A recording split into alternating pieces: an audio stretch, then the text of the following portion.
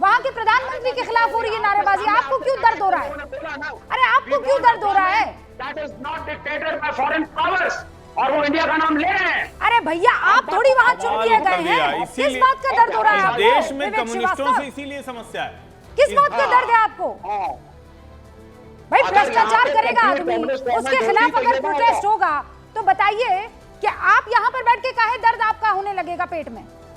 नहीं नहीं नहीं, यहाँ पे हमारी सरकार, हमारी भारतीय जनता पार्टी, हमारे यहाँ पे राइट विंग के लोग। अरे भैया नेपाल में हो रहा है, आप यहाँ क्यों घूम के आ रहे हैं? हर चीज में आपको इंडिया क्यों दिख जाता है? मैं इसलिए घूम के आ रहा हूँ क्योंकि आपको बांग्लादेशी एंटी इंडिया लगा, घुसपैठिया दिखा, लेकिन अगर नेपाल के लोग एंटी इंडिया बोलेंगे फिर भी वो घुसपैठिया नहीं है, वो भारत में रह सकते हैं क्योंकि एक का धर्म इस्लाम है और दूसरे का हिंदुइज्म। अरे बाबा, इसमें भी धर्म ढूंढ लाया। कमाल कर दिया मतलब आपके आईक्यू को, आपके आईक्यू को और आपके कुतर्क वाली शक्ति को सच में सामने वाले को 10 सलाम ठोकने पड़ेंगे, मैं तो ना ठोकूं। हाँ, आप मतलब इसमें भी हिंदू मुसलमान ढूंढ कर ले ही आए। कमाल की बात ये है, हिंदू मुसलमान ढूंढ के शेख हसीना हमारे देश में है। को कसम से मतलब क्या पाठ पढ़ाया जाता है? किस मिट्टी के बने हैं आप लोग? नहीं, मैंने क्या गलत बोल दिया? आप धर्म के अनुसार घुसपैठिया देश को कमजोर, अरे घुसपैठी और क्या क्या आप बोले जा रहे हैं? इसमें हिंदू मुसलमान नहीं है, इसमें घुसपैठिया नहीं है। आप क्या नेपाल पर डिबेट करने आए या कुछ और आपका मुद्दा है? आपको क्या दूसरा मुद्दा बताया गया था क्या? किसी भी विषय पर आपको सिर्फ और सिर्फ देश को कमजोर करने वाली बात करनी है। धर्म विशेष के हैं। आप ये समझिए, ये दुनिया भर में चैनल देखा जाता है, भारत का राष्ट्रीय चैनल, और उस पर आप इस तरह की बात कर रहे हैं। घुसपैठिया हो जाता है, ऐसा है sir. Vivek ji please, I really respect you, पर मुझे लगता है कि इस वक्त आप उस स्थिति में नहीं हैं कि आप ठीक से बात कर पाए, मुझे ऐसा लगता है। अगर आप हैं तो मैं आपको फिर से ठीक से टेक अ डीप ब्रेथ और मैं दोबारा आपके पास आती हूँ, ठीक है? यूपी से सटे नेपाल के नेपालगंज में केपी शर्मा ओली के खिलाफ जबरदस्त प्रदर्शन हो रहा है। यहाँ चौराहे पर लगी पीएम ओली की मूर्ति को प्रदर्शनकारियों ने कैसे ढा दिया। ताहिर हुसैन हमारे सहयोगी वहां पर मौजूद थे। एक रिपोर्ट जल्दी से आपको दिखाती हूँ, फिर मेरे 2 और खास मेहमान, उनका रुख करूंगी। ये देखिए, ये नेपाल का ये बीपी चौक है और यहाँ पर आप देखिए मेरे पीछे ये नेपालगंज का बीपी चौक है और यहाँ पर नाराज जो लोग हैं, जो युवा नाराज है, वो पीछे जो है केपी ओली की मूर्ति लगी है उसको तोड़ने की कोशिश कर रहे हैं। उनका गुस्सा है लगातार, इसको दिखलाओ, ये जो है किस तरीके से जो लोगों में गुस्सा है वो अब सामने आ रहा है। जिस तरीके से भ्रष्ट बता रहे हैं ओली सरकार को और इसको हटाने की यहाँ के युवा मांग कर रहे हैं, क्योंकि कई छात्रों की जान जा चुकी थी, उसी बात की नाराजगी है। देखिए ये बीपी चौक का इलाका है ये पूरा, और यहाँ पर भीड़ जो है वो लगातार अपने गुस्से का इजहार कर रही है और ऐसा लगता है कि कुछ ही देर में ये जो ओली जी की मूर्ति लगी है यहाँ के, ये देखिए इसका हाथ टूट कर गिर गया और ये लगातार इसको तोड़ा जा रहा है मूर्ति को। गुस्साए लोग हैं, युवा हैं, इन्होंने तमाम जो है दफ्तरों में आज आगजनी की है और तमाम आप दिखाइए भीड़ यहाँ पर दिखाइए किस तरीके से जो है ये यहाँ पर पूरा इलाका जो है वो सुबह से ही लोगों में गुस्सा दिखाई दे रहा है और यहाँ पर पूरा जो युवा है वो हर तरीके से अपने गुस्से का इजहार कर रहा है और लगातार जो है उनकी मांग है कि जो ओली सरकार है उसको हटाया जाए और दूसरी सरकार का गठन किया जाए, क्योंकि तमाम मासूम बच्चों की कल जान गई है। उसमें जिस तरीके से प्रदर्शन में गोली चली थी उसको लेकर तमाम जो है बड़ी खबर आ गई है। नेपाल के राष्ट्रपति रामचंद्र पौडेल ने इस्तीफा दे दिया है। एक के बाद एक इस्तीफों की आज लाइन लगी हुई है। नेपाल में मचे उपद्रव के बीच खबर यह आ रही है कि नेपाल के राष्ट्रपति रामचंद्र पौडेल ने इस्तीफा दे दिया है, क्योंकि आप देख रहे हैं सिर्फ केपी शर्मा ओली ही नहीं, इससे पहले चाहे वो शेर बहादुर रहे हो, चाहे वो पुष्प प्रचंड रहे हो, इन सारे के सारे प्रधानमंत्रियों के घरों पर हमला बोल दिया था, धावा बोल दिया था इस जेन जी ने। और अब ये केवल जेन जी का प्रदर्शन या प्रोटेस्ट लग नहीं रहा है, ये बहुत आगे तक पहुंच चुका है। नेपाल में ये उपद्रव रुकने का नाम नहीं ले रहा है और अब ये भी कहा जा रहा है कि किसी भी वक्त अब सेना सब कुछ अपने हाथों में, अपने कंट्रोल में ले सकती है।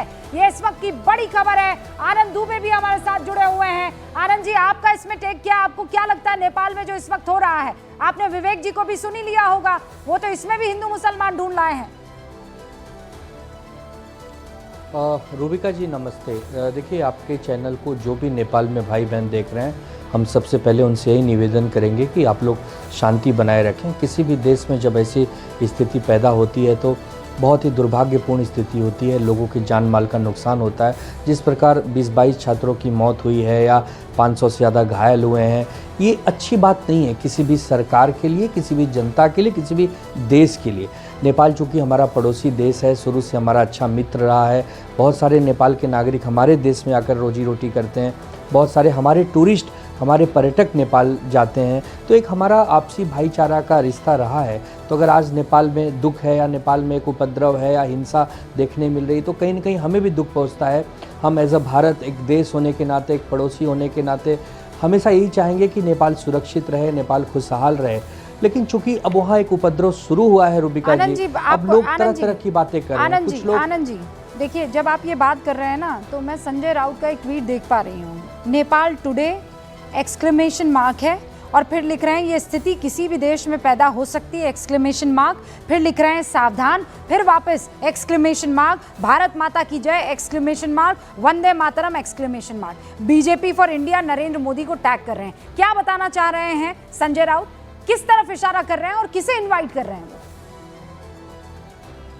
नहीं, किसी को पहली बात तो इनवाइट नहीं कर रहे हैं, वो तो सीधा लिख रहे हैं भारत माता की जय, वंदे मातरम, और उसमें भी एक्सक्लेमेशन लगा रहे हैं। किसी भी देश में स्थिति हो सकती है तो नहीं, मैं क्या कह रहा हूँ कि ये किसी भी देश के लिए अच्छी बात नहीं है रूबिका जी।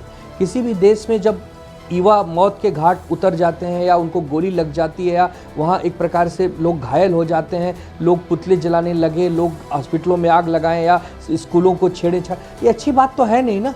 ये तो हम हमेशा यही कहेंगे कि किसी भी देश में शांति होनी चाहिए। चूंकि नेपाल एक आबादी के हिसाब से 3 करोड़ के पर आनंद जी ये किस तरफ इशारा कर रहे हैं? आनंद जी किस तरफ इशारा कर रहे हैं? संजय राउत क्या बोल रहे हैं? ये किसी भी देश में हो सकता है का क्या मतलब है? सावधान का क्या मतलब है? क्या वो ये कह रहे हैं कि इस देश में भी ये काम हो सकता है? Is he calling for such incidents in our हमारे कंट्री? हमारे देश का लोकतंत्र बहुत मजबूत है। हमारे देश का लोकतंत्र इतना कमजोर नहीं है कि यहाँ कुछ भी हो सकता है। तो आनंद जी आप संजय राउत को समझाइए ना। 140 करोड़ की, अरे मैं वही कह रहा हूँ कि रूबिका जी पहले एक मिनट मुझे बोलने दीजिए। देखिए, खबरें पहले आ रही थी कि फेसबुक, इंस्टाग्राम, ट्विटर बंद होने की वजह से छात्र जो है वो आंदोलन कर रहे हैं। पहले तो यही खबरें शुरू में आई कुछ घंटों में जब वहाँ पर हिंसा शुरू हुई।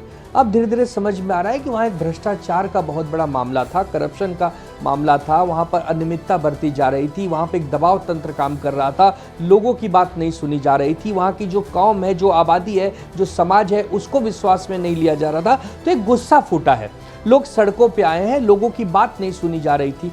तो ये देखिए, अब एक चीज़ तो आपको समझना होगा कि जब नेपाल में अगर सत्ता सही से काम नहीं कर रही है और बहुत दिन के बाद एक दिन तो गुस्सा लोगों का फूटा, लेकिन फिर भी कोई हिंसा का समर्थन तो नहीं कर सकता। कोई ये नहीं कह सकता कि आप सड़कों पर टायर जलाना शुरू कर दें, आप रेल रोक दें या आप बस। मैंने पूरी बात आपकी सुनी और मैं कह रही हूँ आपका इंटेंट खराब नहीं है। आपको मैं अच्छे लंबे अरसे से जानती हूँ, आपका इंटेंट खराब नहीं है, लेकिन आपको आज वकालत करनी पड़ी ना संजय राउत की। वंदे मातरम में भी जो आदमी एक्सक्लेमेशन मार्क लगा रहा है, भारत माता की जय में जो एक्सक्लेमेशन मार्क लगा रहा है, उसके ऊपर वो क्या लिख रहे हैं, ये किसी भी देश में हो सकता है। सर, राजनीतिक लड़ाई अपनी जगह है, लेकिन मतलब सबसे खतरनाक दुश्मन भी अपने देश में इस तरीके की स्थिति के लिए नहीं सोच सकता है, चाहे वो कितना भी किसी से भी नफरत करे। और जब ये संजय राउत मैसेज करने की कोशिश करते हैं, बताने की कोशिश करते हैं, सर ये बताता है कि कहीं ना कहीं बहुत भयंकर तौर पर एक गैप है। किस चीज में? समझ में और सोच में गैप है। देखिए, ऐसा है रूबिका जी, मैं तो देशभक्त आदमी हूं, मैं तो राष्ट्रवादी हूं। मैं मरते दम तक अपने देश के भारत माता की जय और वंदे मातरम कह के ही मरना चाहूंगा। तो मैं तो कभी अपने देश के बारे में बुराई सोच नहीं सकता और सुन नहीं सकता। ये बात हम लोग अब नेपाल पर कर रहे हैं। ये बहुत सर, ये एक